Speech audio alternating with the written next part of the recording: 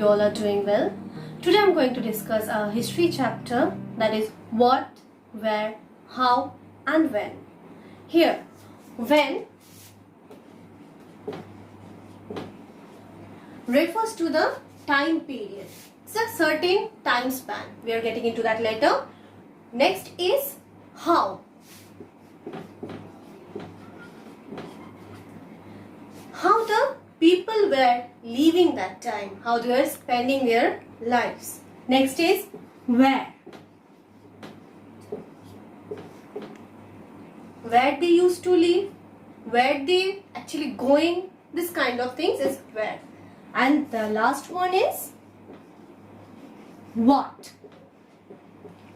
It's the major question. What? This is actually the source of history. In one word, entirely we can say this all: when, how, where, what. If you are getting the answer of all these things, these all are the source of history. Now, coming to the time period, that is when.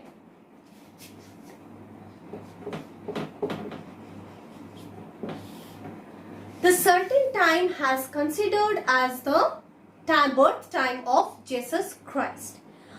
Most of you are widely known as this term BC, BCE, AD.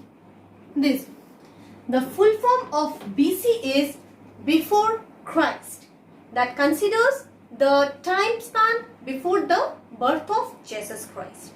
Next is BCE. This is similar as BC. BC stands for before Common Era. First we discuss these two things. That 200 BC. That means 200 years before the birth of Christ. Actually, we used to learn that the years to consider, like if it is 2020, we will count it forward. But for BC or BCE, it will count backward. As an example, the next year for us will be 2021. But for BC or BCE, it will be 2019, 2018, like this. Now, coming to the AD. The full form of AD is Anno Domini.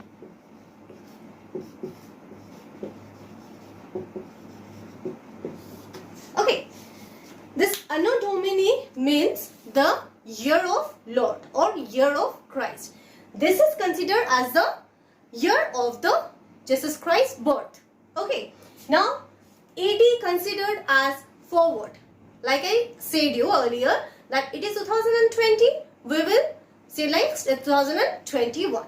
Now, if we want to find a time difference, if the time is same in BC, suppose it's 200 BC and 150 BC. We'll have to subtract it as we used to do. Or it is AD. The both years is in AD, we'll have to subtract that. But if 1 year is from BC, suppose it is 100 BC, and 1 year from AD. Suppose it is AD 1500. Then how will calculate this time span? We will subtract again? No. Here we'll do the addition to get the time span. Okay. Now, here has the another time span, that is BP. It is before present. The present scenario is, suppose we are considering as AD 2000. So before this, the years will be considered as BP. Now we are coming, where did the people used to live? The geographical framework. The area which is favorable in climate and with the environment. Definitely there will be dense populations. Okay. And similarly, in the opposite word, where is environment not favorable, there will be sparsely populated areas. Now, the area which is densely populated, the outside cultures will affect that area. How? Travelers will come there, traders will come there, and similarly, the area which is sparsely populated, outside cultures will not affect there. Now coming to the point that where the people generally used to live. The people were generally used to live near to the river bank and near to the hill valleys. Now here is a question, why did the people used to live near to the river bank or valleys? First coming to the hill valleys. Okay, hill valleys, the rivers are originating from the mountains. So whenever they are residing at the valleys, they will get water easily, as well as the hill valleys. Okay, these steppes are some crops. They can grow some crops over there. Now coming to the point, this is why the people used to live in the river banks. Here is the major one, river bank.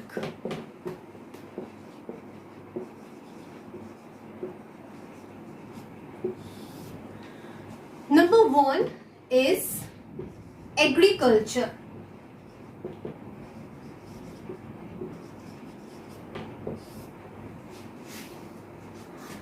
What thing?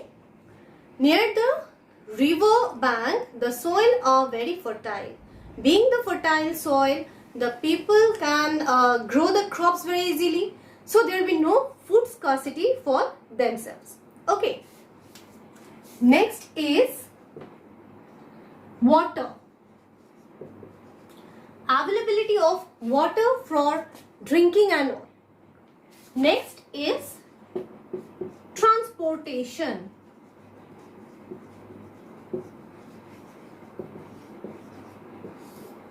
They were using the river as a mode of transportation.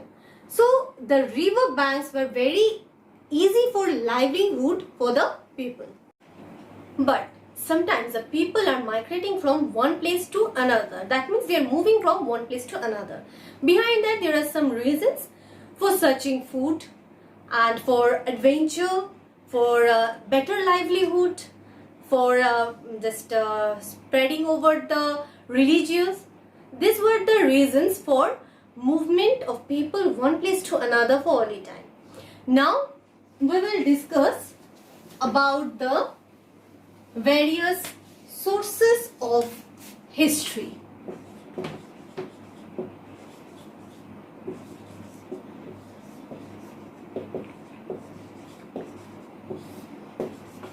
So here are the sources of history.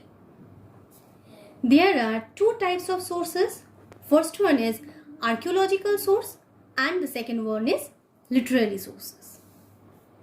First, coming to the archaeological sources. The archaeological sources are the direct evidences. Okay, they cannot be changed or alternated by the human beings. Now, the types of archaeological sources. First one is inscription. What are the inscriptions? The written records that engraved on the rock, cave wall, walls of temple, clay, copper tablets. These all are known as inscriptions. Emperor Ashoka of the Mauryan dynasty put up a large number of inscriptions in different part of his empire. We know so much about him largely through these inscriptions. So very easily we can consider the inscription as a major source of history. Next is monuments. Buildings of historical importance are called the monuments. They tell us about the period in which they were built. They inform us about the social, religious life and the culture of the particular area and the science also. Next we are coming, that is artifacts.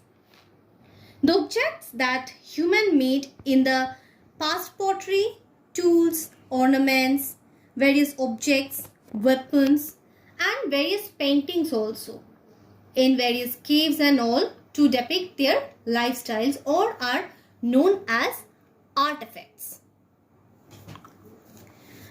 Last one of the archaeological sources is coins. I hope you all know about the coins. Coins are extremely valuable sources. They tell us about the reigning period of the king, the economy of kingdom. This also throw light on the art and religion of earlier times.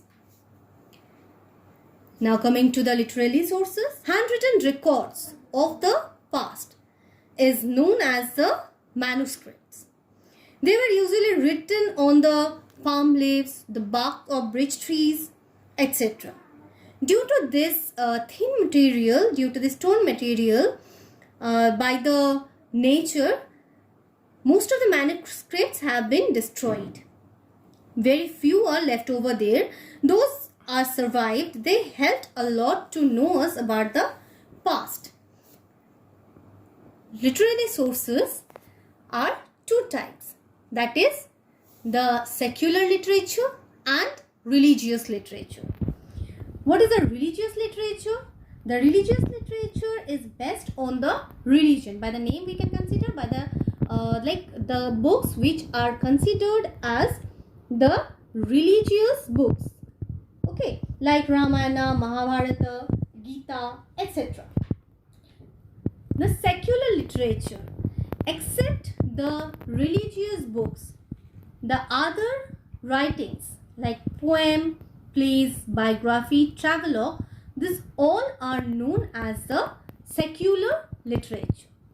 So what are the literary sources actually? The handwritten record, which most are destroyed. So we come to know about the various sources of history, learned, study about the past. Today up to this, stay home, stay safe. Thank you.